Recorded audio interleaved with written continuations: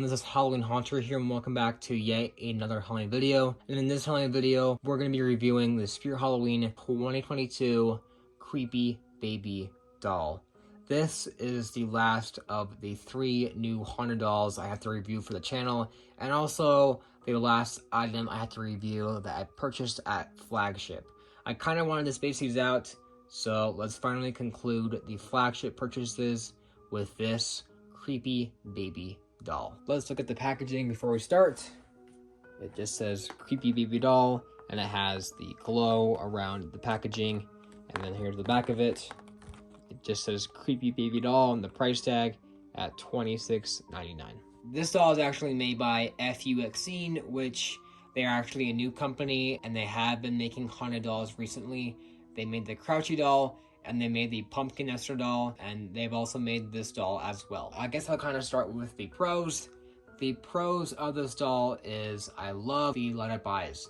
Xing this year has given this doll and the Pumpkin Nester doll light up eyes, and they look so great. Honestly, I really do enjoy the light up eye look on these dolls. I'm glad we're actually seeing that on the haunted dolls.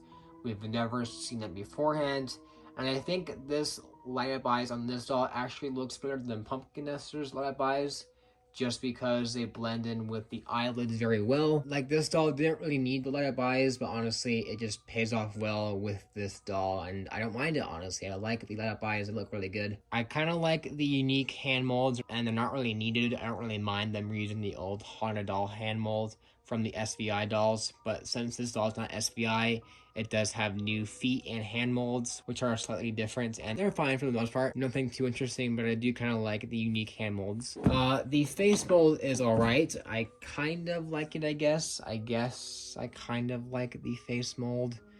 I just like the darkening eyes and then the kind of expression, but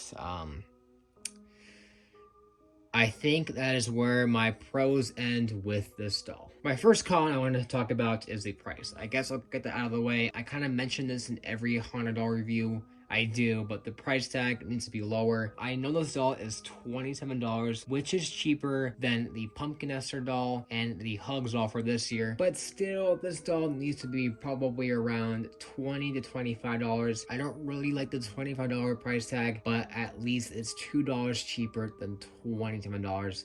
But really, this doll should be like 20 bucks at most, really, because at other stores they price these dolls at like 15 bucks, so I think $20 would be okay. But now let's talk about my other cons. First of all, this doll is naked. Every haunted doll that's been produced by SVI, and even the 2 other ones produced by Xing, they've had kind of like clothing for the body, and then they have kind of like a shirt over it, because this is kind of just meant to hold the entire haunted doll, and then they'll put clothing over it. But this doll is naked. This doll just has the clothing over it to connect the entire prop, but there's no suit over it to be the actual clothing. This doll is legit naked, and you can kind of tell there's like some of the fabric loose ends at the bottom of each side that just don't look good. It just really looks unfinished, and then they got like really cheap dirt marks around her that just don't really make this doll look good. I just think it's so funny they didn't even try to make a suit for this doll. They just made it naked. They just put the doll together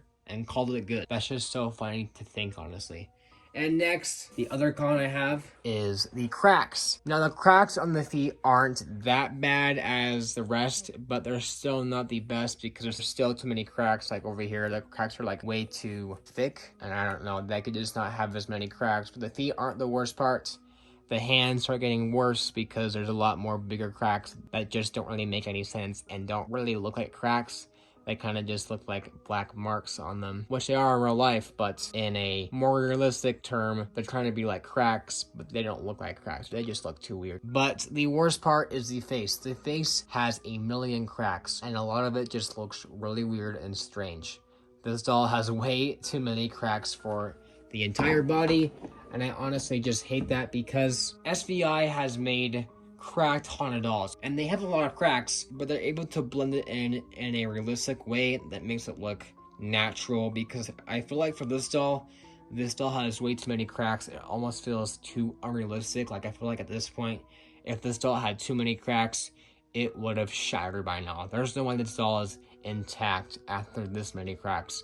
I'm not a doll expert, but I feel like there's too many cracks to be that realistic, honestly. Now, I thought that's where my cons ended because that's all I really saw from the doll, and I bought it at Flagship, and it didn't have batteries, but I saw a video of it, and this is what I heard.